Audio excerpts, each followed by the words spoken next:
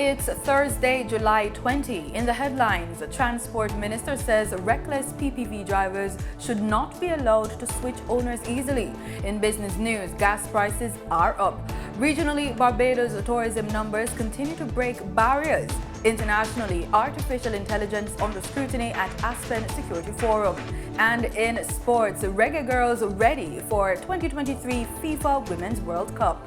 This is the news on PBC Jamaica. I'm Simone Absalom Gale.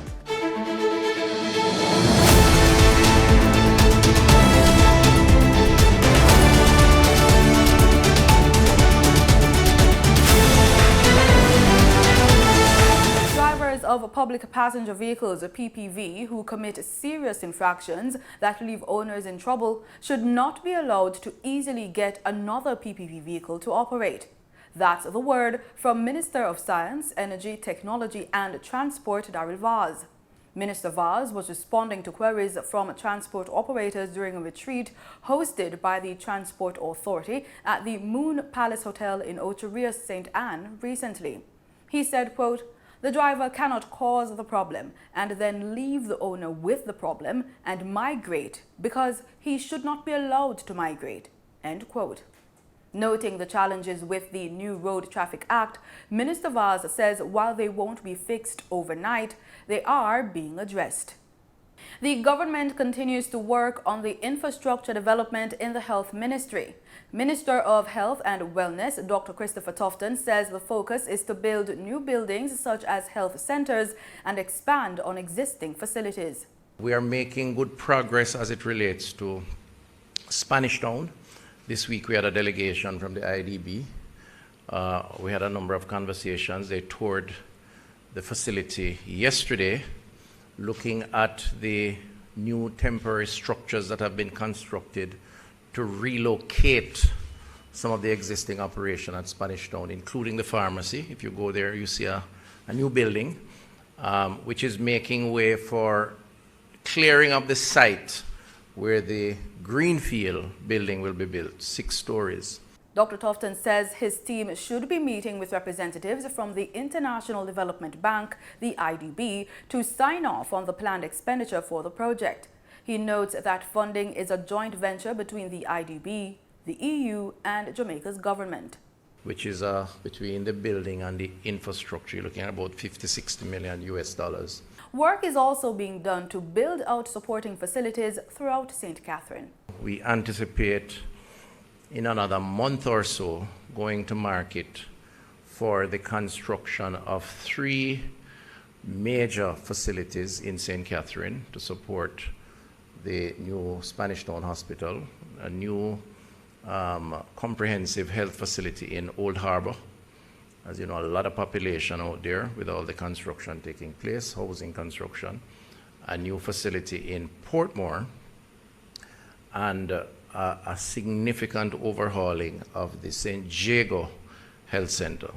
The Health and Wellness Minister says the rehabilitation of Cornwall Regional Hospital is approaching its final stage, which is set to begin in September. Which is really putting in the internals of the building, the ward space, the waiting areas, the lab space, all of that stuff. And that is well advanced. He also gave an update on the Western Children Adolescent Hospital, which is on its 5th floor. So that is being built out, and that is going up to 8 floors. And if you visit the site, you'll see the ongoing efforts that are there. Customers of the Crossroads Tax Office will be experiencing a change to its taxpayer service operations until tomorrow, Friday, July 21.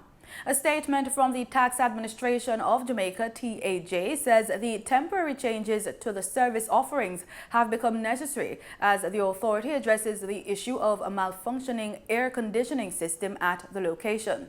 During this period, the taxpayer service unit on the 1st floor will be closed at 1 p.m. daily. However, the following taxpayer services will continue to be offered during the normal business hours: collection of motor vehicle titles, provisional driver's license, property tax advice, certificate of payment, property tax services, correction to taxpayer registration number, median number support, and general queries. Taxpayers are reminded that several transactions may be conducted using the TAJ's tax portal at www.jamaicatax.gov.jm. These include filing a payment, property tax querying, traffic ticket, and certificate of fitness fee payment. For further information, persons can contact the Tax Administration's Customer Care Center at 888-TAX-HELP. That's 888-829-4357 toll-free, or visit their website at www.jamaicatax.gov.jm or monitor media for updates. Prime Minister Andrew Holness is in London, England. According to the Office of the Prime Minister, his visit will end on July 23. Dr. Horace Chang, Deputy Prime Minister and Minister of National Security, will be in charge of the government during the Prime Minister's absence. This month, we salute community heroine Millicent Sankey for her outstanding work with persons with disabilities in the parish of St. Anne. Millicent Sankey is the president of the St. Anne's Disabilities Association. She has held the position since 2017. Mrs. Sankey is blind, but she was not always legally blind. She describes growing up with night blindness, being the only one in her family with the illness. So I grew up with him, and how we used to hold our hands to write. He would put our hands around, put his hand around our neck to get the hand, to hold it on the slate, so that we could form letters. So I didn't have to worry about writing on the line, because he would have already set the pencil there. And then those days it was pencil and slate. She was part of the first group of the National Youth Service volunteering to work in Parade Gardens, Kingston.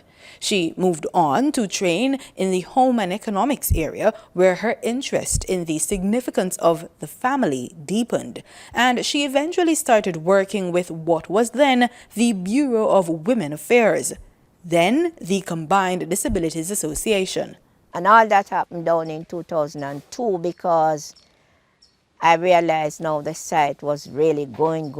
Even though I had my children, I got married, I have my children, so on and so forth. But then I lost my husband early. Children were small. So I said, okay, I got myself to these societies now where I can be more secured. And so I had to travel to Kingston to go to meetings at CDA from here in St. Anne. Yes. So what I did, I said, I made the discussion with Miss Gloria Goff, and she is the executive director. And I said, you know, lots of people out there, and so if we could just get the chance to have a group out there, it would be much better and easier. And she thought about it, and yes, it did happen in 2015, thanks to Combined Disability being our parent group, and now we have our own. At present, we have 169 on the books, but you know, we can say now 112 is most current. Apart now from advocacy, we seek to improve the lives of persons with disability, various forms, the deaf, all of them.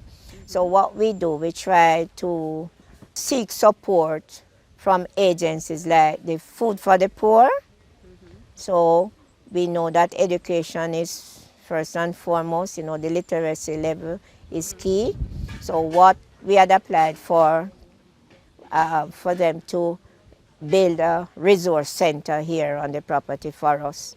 So that application is being attended to as I speak. We have not got anything definitive about when, but they have done all the necessary groundwork. They come in, they have looked at the property, and they have accepted the application. So they are just waiting on the donors now to come in and to do whatever. So with that resource center, we plan to have Heart Trust now coming in to do the necessary training in the various areas, skill training. Also to have those who are not so literate, we will have a program. in every aspect of her life, how she lives. I have seen evidence as how she communicates with her fellow Jamaicans. I worked with her with the Edgehill School of Special Education, of which I was the board chairman of those 4 satellite units for 4 years. And every initiative we had to reach the parents, because those are the people we needed to influence as to the quality of care and their involvement with the special needs children, Millicent was there to give me and the parents the support. Also the teachers, because while you would say a special needs child having been admitted to one of these government schools, there are only 10 students to a trained teacher and a supply teacher, but you would know with the diverse type of disabilities they each have, it takes a really yeoman service in order to get them to learn. And Millicent has a peculiar way of just saying a few words that would change even the hardest heart. Time now for a hurricane tip. Securing your house and its structure as much as possible is key to hurricane preparations. Check thoroughly the roof of your house, hurricane shutters, hooks, and latches, and repair where necessary. Make sure the galvanized sheeting on the roof of your house is properly fastened. Keep handy a supply of lumber, plywood, and timber for battening down purposes. Trim trees that touch power lines or hang over the house and other buildings. Time now for the business report with Danita Rodney.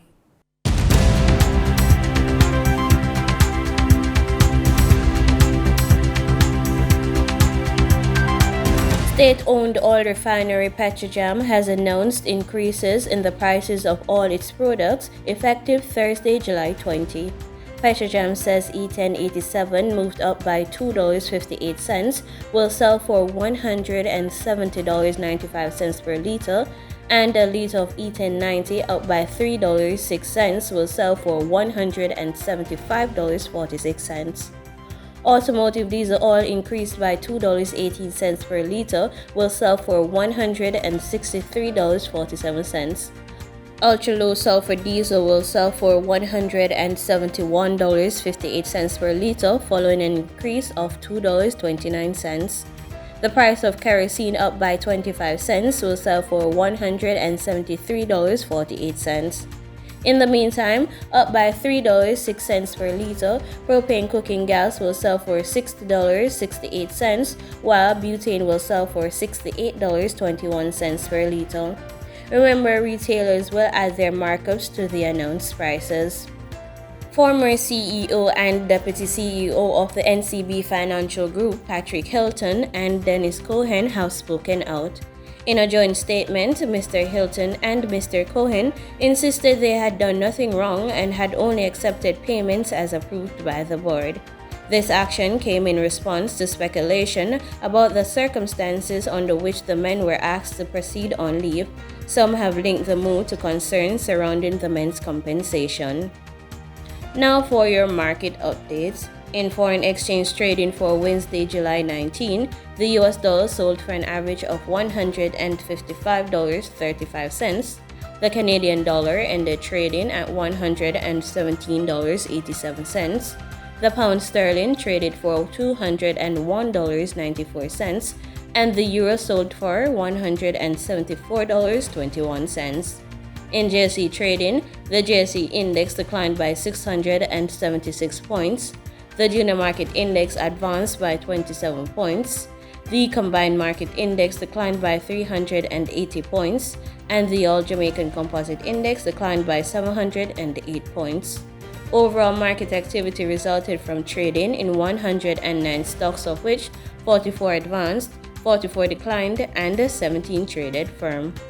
Stocks advanced for 138 Student Living Jamaica Limited, AMG Packaging and Paper Company Limited, and Blue Power Group Limited. Stocks declined for Access Financial Services Limited, Barita Investments Limited, and Berger Paints Jamaica Limited. Trading firm were Caricom Limited, iCreate Limited Ordinary Shares, and ISP Finance Services Limited.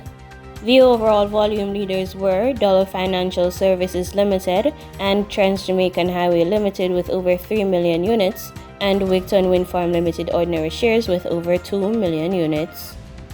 In regional stocks, on the Trinidad and Tobago Stock Exchange, 0 securities traded. On the Barbados Stock Exchange, Goddard Enterprises Limited was the volume leader with over 10,000 shares. They were followed by First Caribbean International Bank, which traded 188 shares. In regional business, the European Union is looking to invest billions of euros in the Caribbean region. This is the word from the EU's ambassador to Trinidad and Tobago, Peter Cavendish. Terry Brown Campbell has the story. The European Union and Caricom in October 2022 launched 3 important initiatives which will be of economic benefit to the region. According to the EU's ambassador to Trinidad and Tobago, Peter Cavendish, the organization will gift the region billions of dollars. They want a partnership for a Green Deal here in the Caribbean, the Partnership for Economic Resilience and Trade, and a partnership for governance, security and human development. So with these partnerships, we have a framing of 300 billion that we wish to commit and spend. And the European Union, we give the money, we don't do loans, with the exception of the European Investment Bank, which is not for profit. Ambassador Cavendish indicated the EU anticipates removing several of its roadblocks. We wish to bring down digital barriers. We wish to have more trade here with the region. We estimate that the European Union will generate an additional 415 billion in GDP each year by bringing down the digital barriers within Europe. Consider this country and the other countries in the region have access to a European market of 440 million.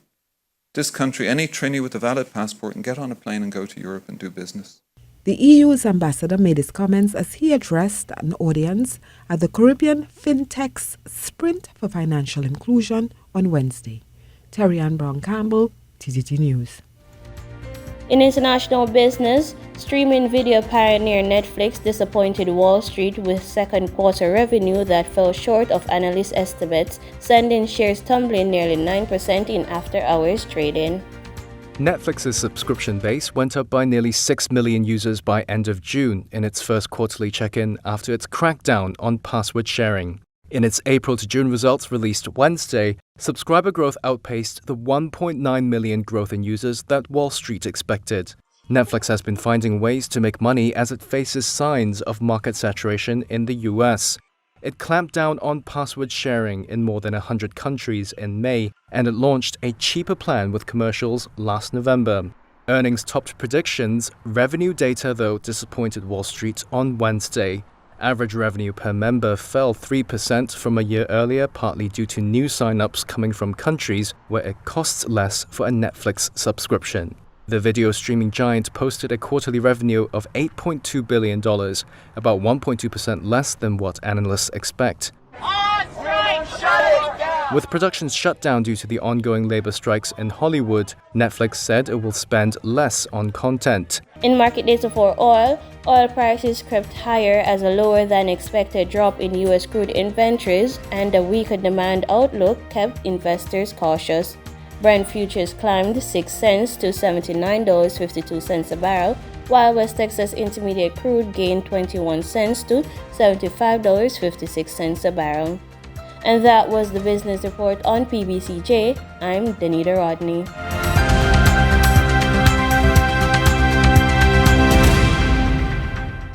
Thanks, Danita. In regional news, tourism officials continue to boast of robust visitor arrivals to the Bahamas. Leading Director General of Tourism, Latia Duncombe, is encouraging stakeholders to partner with the Tourism Ministry to ensure visitor satisfaction. Megan Shepherd has more. The country's tourism sector continues to break barriers and top leader charts in a number of areas. This according to the Director General of Tourism, Latia Duncombe. When we look at our performance year to date, January to May 2023, we've seen a 73% increase over last year and also a 31% increase when we look at our tourism, our visitor, foreign air and sea arrivals. So we are really excited that we continue to soar to new heights, beating our best year ever. And when it comes to cruise arrivals, 88% over last year and 43.5% over our best year ever in 2019. And I pause to speak about the performance because our rebound in a post-pandemic era has been very robust. visitor surveys reveal that tourists want more diverse offerings when visiting our shores. Duncombe says the ministry continues to partner with stakeholders, and she is encouraging those in the industry to reach out for collaboration opportunities. Our visitors, when they come to the destination, it's important that they know what to do and they have something to do. And through our website, Bahamas.com, we always share and showcase the local things that they have to do. We also partner with a lot of our industry stakeholders to ensure that you provide the information and the activities in the destination for the visitors to enjoy. No matter how small you think something may be, a unique resource, those authentic things that are Bahamian can be packaged and also produced. Guyana has maintained significant distribution of life-saving vaccines to infants and young children, but it is yet to fully recover and go beyond the numbers recorded prior to the COVID-19 pandemic. This is according to a report from the Pan American Health Organization, PAHO. Lazina Yearwood reports. The data published on Tuesday by the Pan American Health Organization, PAHO, disclosed that the distribution of vaccines in Guyana to immunize children against several diseases was above 90% in 2022. This is similar to the vaccination coverage attained in previous years, meaning that Guyana was able to immunize children despite the challenges imposed by the COVID-19 pandemic. As such, the World Health Organization, WHO, on Tuesday in a statement said there is need for accelerated efforts in providing every child with the vaccines they need. Particularly in Guyana, vaccination against measles, one of the most infectious pathogens, decreased from 98% in 2019 to 95% in 2022 for the first dose. The WHO said that this places children in under-vaccinated communities at risk of outbreaks. For the second dose, coverage increased from 92% in 2019 to 97% in 2022. Still, in Guyana, a similar trend followed for vaccination against rubella, also called the German measles.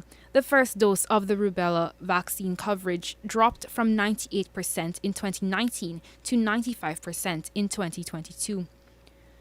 For vaccination against polio, the first dose vaccine or inactivated vaccine coverage decreased from 99% in 2019 to 98% in 2022. According to PAHO, the first through third dose vaccine against polio maintained 97% throughout 2019 to 2022. Still in Guyana, the vaccine against diphtheria, tetanus, and pertussis single dose to third dose dropped from 99% in 2019 to 98% in 2022. A new area of focus for the government of Guyana is the hepatitis B vaccine, which was universally introduced in 2019. PAHO reported in 2019 that there was an overall 35% distribution of the hepatitis B vaccine to immunize children. The vaccination coverage has increased to 57%, despite a 6-month vaccine out of stock at national and subnational levels in 2022. According to the WHO, some countries were able to recover from the effects of the pandemic, but there was a decline in most low-income countries, which are now stagnated or show continued decline, as in the case in Guyana. Reporting for the newsroom, Lazina Yearwood. In Belize, a Caricom Regional Gender Equality Strategy Validation meeting was held on Wednesday to look at a draft policy for the region. The draft policy focuses on women's equality and will become the guiding gender policy for the entire region as it relates to the rights of women and girls. News 5 spoke with President of the National Women's Commission, Thea Garcia Ramirez, about the meeting.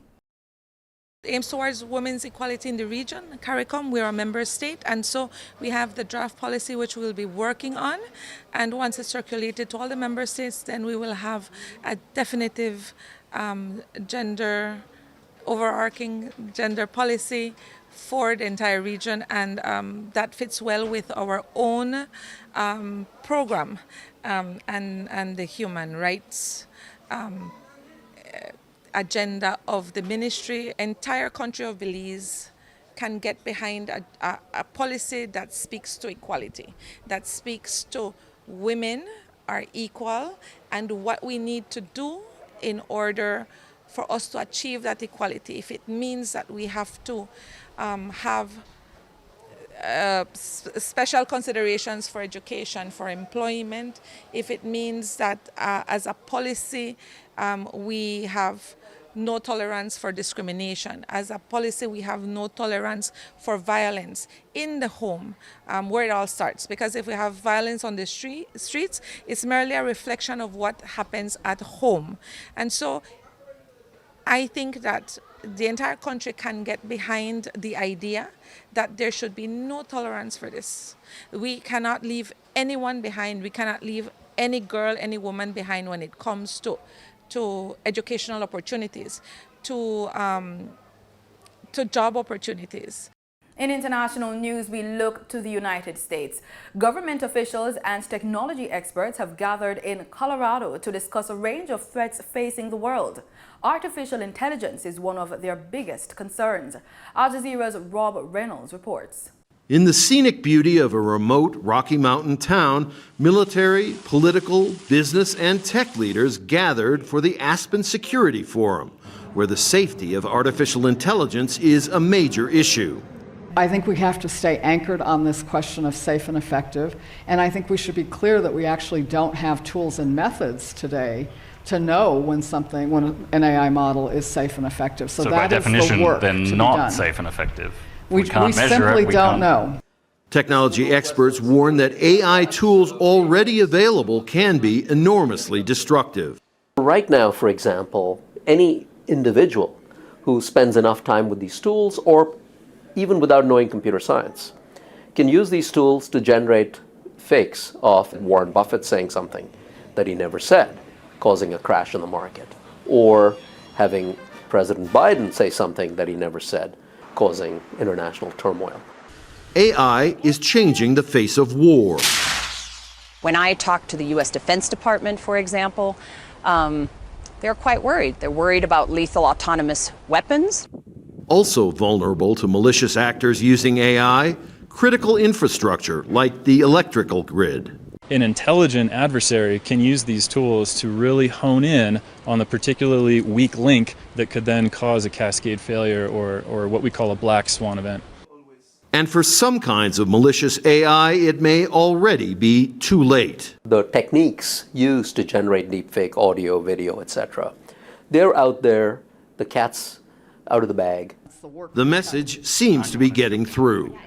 Experts and government officials here are talking about ways to regulate AI, but meanwhile, the technology is becoming more advanced by the minute. Rob Reynolds, Al Jazeera, Aspen, Colorado. In sports, assistant coach of Jamaica's senior women's football team, Xavier Gilbert, says based on what he's seeing at training sessions, the Reggae Girls are physically and mentally prepared to take on France in their opening game of the 2023 FIFA Women's World Cup on Sunday. The 9th edition of the Women's World Cup, which is organized by FIFA, is to be jointly hosted by Australia and New Zealand. The competition is scheduled to take place from July 20 to August 20, 2023. Coach Gilbert says the recent 1-0 win over Morocco in a behind-closed-door friendly encounter should also factor into the approach for the game against the French. And that's the news on PBCJ. You can follow us on our social media platforms at PBCJamaica. Thanks so much for watching.